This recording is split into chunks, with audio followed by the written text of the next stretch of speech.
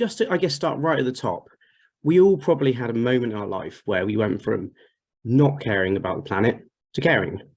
And what Rewriting Extinction does, it tries to basically give that moment to as many people as possible. So effectively, what we do at our core is we take really, really good environmental solutions and issues, just like the ones that everyone's talked about here today, and we turn it into a story, a fictionalized story, as a way of reaching new people. Because sadly, we tried facts and science and lots of information, hasn't worked, but we all know, sorry, that stories can work where, you know, facts fail. And so I'm Paul Goodenough, I'm the founder, and I'll just quickly show you some stuff. So our audience isn't the green echo chamber. We try to basically appeal to the people who don't normally get engaged with, or the people that the environmental NGOs just can't reach or won't reach.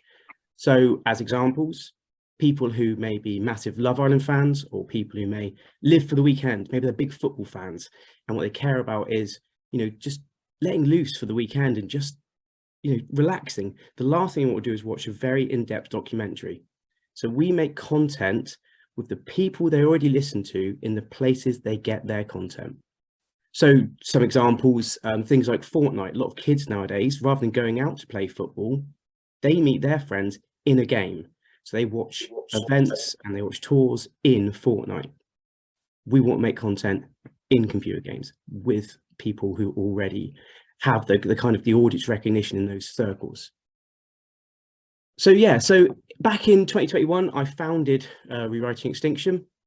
And what I want to do, and what we've now become, is a charity that takes all of these really important things, these solutions, these issues, the things that activists and celebrities and experts bring up, and we've found a way of making a story that acts as a spear tip to raise bigger public awareness on that thing. So to that end, we pulled together over 300 people from all over the planet, a whole bunch of celebrities. I'm sure there'll be questions about that afterwards. A whole bunch of experts, a whole bunch of activists and musicians, and we smushed them together. And we said, go away and make some content. We'll work with you to brainstorm ideas that just makes environmentalism much more accessible for people who may not be quite as educated on these matters, or maybe for people who it's just too heavy for them. And we wrap the issue around a story around the issue. So I won't go into any details about this, but there's a lot of people. This is just a quick visual to show there's a lot of people, a lot of languages, and we make a lot of targeted content as well that specifically is aimed at a certain type of group or a certain type of person in a certain area. So we'll work with in-country talent to make sure that it resonates and it lands and it comes from a trusted voice. So this is the ask, basically. So we've done, it's been incredible. So we've managed to reach over 180 million engagements, and that is a phenomenal number. That's like 500 million plus views, which give you some kind of context.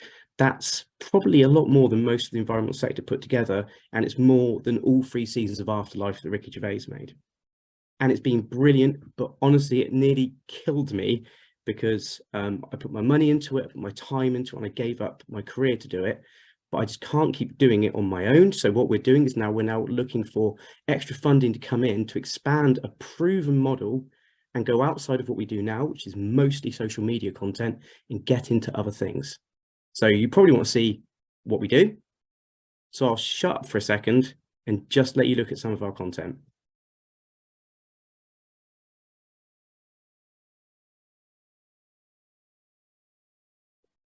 And the next one. And this one's a real killer. So they're not all sad, by the way. These ones are a bit sad, I won't lie, but you know, they're not all sad. But this one had over 100 million views, to give an example. And then to talk a little bit about the impact that these have. So there it could be understandably argued that, okay, we're making viral content, it's being seen by tens of millions of people, great, but what's the impact? And I can talk about that more in the Q&A. But what we do is we try to find brilliant projects like the Paul McCartney and his family do Meat Free Monday, and we understand that they can't reach different audiences. So we help them reach new audiences by making content with influencers and creators to extend their mission. And in this case, for example, rather than saying, look, you need to stop eating meat or you should go meat free, we just said, here's the benefit of going meat free 1 day a week. And that was their most successful post ever, including the stuff that Paul put out himself. It reached 850,000 new followers for them. So that's what we do. We partner up with great projects and we make content. This is a really good one. So we made a comic. A lot of our stuff's comic, just to say, but not all, and especially not in the future. We made this comic for Greenpeace as a way of fronting the bycatch campaign. And what we did is we launched a comic, and we launched it with a fantastic Spanish-speaking creator. And because we found out from the research that a lot of people in Spanish-speaking countries didn't know what bycatch is and didn't understand the impact. So after we launched the comic, we did an Instagram live and we invited people to ask questions.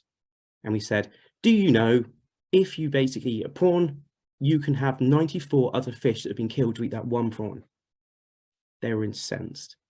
They were hurt. They were angry. So we said, it's fine. We're not going to ask anything of you, but if you want to help, sign this petition. That then crashed the Greenpeace site because they had so many petition signatures in the first 3 hours, over 1 million, that the site went down. And recently that was actually ratified by the UN and the treaty went into play, which is great. Fantastic win for everybody. And they cited the fact that it had so many signatures as one of the main reasons. So we drove an extra 1 million, 1.2 million of signatures, and they got 5.5 in the end. So that shows that you can introduce a new subject matter to a new audience and make a difference. This is a slightly different one.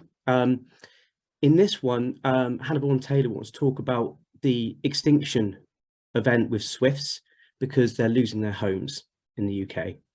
So she wanted to basically get as many signatures on a petition to enforce every new house to have a Swift brick in it. So what we did is we worked with Hannah and body painted her. She walked through the streets of London, appeared on TV shows like Piers Morgan and BBC Breakfast, and then drove people to the petition. That petition then changes the laws and actually saves the species from extinction. That's kind of our thing. Original things, new things, noteworthy things, mass, public, mainstream stuff.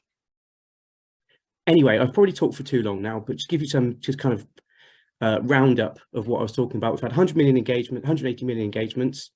We work with key voices that speak to the people we need to reach. So it's not coming from our voice.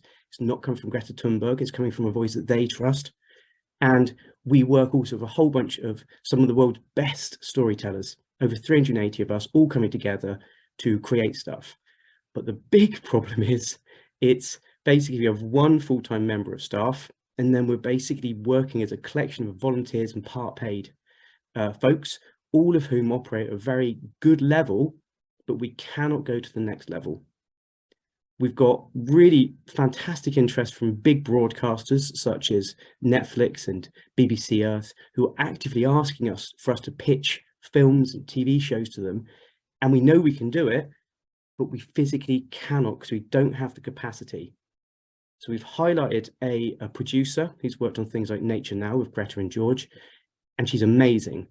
And what we're asking from you is if you can help us fund her role.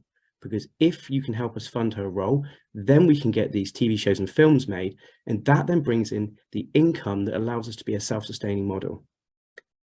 Any questions, please do ask. I've got lots of answers, but I don't want to just talk and talk, so I'll leave it there. Thanks so much.